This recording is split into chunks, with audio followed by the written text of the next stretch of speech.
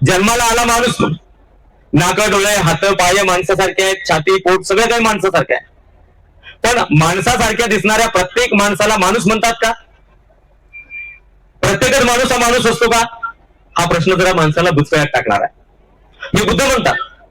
बुद्ध हे सांगतात की माणूस म्हणून जन्माला आलेला प्रत्येक जण माणूस नाही. असं का म्हणाले बरं बुद्ध? तर आपण नाही का, आपण पाहतो की ज्यांचं खाणं पिणं वेगळं वाकडं. एखाद्या वेळेला पंक्तीला बसलेले लोक, कोणी एखादा माणूस पंक्तीला बसलाय आणि खात असताना त्याच्या हातातून घास गळत आहे, त्याच्या हात इथपर्यंत भरले, त्याच्या ओठाला लागलं, त्याच्या गालाला लागलं, त्याच्या कपड्यावर पडलं. पाहणारे म्हणतात अरे माणसासारखा माणूस आहे, जनावरासारखं खात आहे.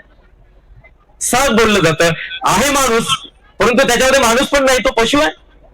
खातो जनावरासारखं, पीत असताना त्याचं तोंड मचमच वाजतं, चहा पिताना पाणी पिताना मचमच वाजतं, पाणी पिताना पशुचं तोंड मचमच वाजतं, पाणी पिताना पशुच्या तोंडातून आवाज येतो. मग असं जर कोणाच्या तोंडातून आवाज झाला तर त्याला पाहणारे म्हणतात अरे बघा माणूस असून पशुसारखा पीत आहे. झोपलेल्या वेळेला पशु कसे आडवे तेडवे झोपतात, जनावर कसेही झोपतात. पण एखादा माणूस, एखादा पुरुष किंवा एखादी स्त्री, एखादा तरुण किंवा तरुणी कसे आडवे तेडवे झोपले असतील, हात एकीकडे, पाय दुसरीकडे, कंबर तिसरीकडे, डोकं दुसरीकडे, त्याला पाहणारे म्हणतात अरे कसा जनावरासारखा झोपला बघा. तो आहे माणूस, जन्माला आला माणूस म्हणून, परंतु त्याच्यामध्ये जनावर पण आहे, त्याच्यामध्ये पशुता आहे. तर बुद्ध अशाच लोकांना, म्हणजे मानव मात्रांना तुमच्यामध्ये असलेलं पशुपण म्हणजे जनावराचे संस्कार दूर करण्यासाठी बुद्ध उपदेश करतात. बुद्ध त्यासाठी उपदेश करतात आणि तो तुमच्यासाठी आणि माझ्यासाठी, जगाच्या पाठीवर असलेल्या प्रत्येकच माणसासाठी बुद्धाचा उपदेश आहे, ना की केवळ बौद्ध म्हणून घेणाऱ्या लोकांच्यासाठी. जगातल्या प्रत्येक माणसासाठी बुद्धाचा उपदेश आहे, माणसाने माणूस बनावं यासाठी.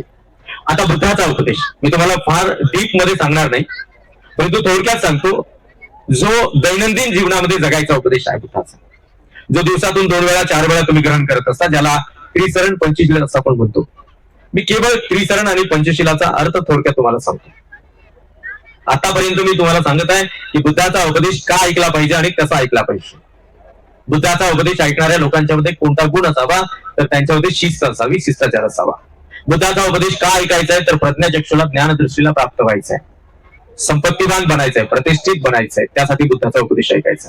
आता त्रिसरण पंचशीला बुद्धाचा एक प्रकारे उपदेश आहे. एकाच वेळेला काही गोष्टी मी तुम्हाला लक्षात आणून देतो. बुद्धांनी एकाच वेळेला त्रिसरण पंचशील शिकवलं नाही, एकाच वेळेला शिकवलं नाही. बुद्धाची आणि धम्माची शरण भगवान बुद्धांनी बुद्धत्व प्राप्तीनंतर 7व्या आठवड्यात महाबोधी वृक्षाच्या अवतीभोवती तपस्वनी भरली या 2 व्यापाऱ्यांना दिली.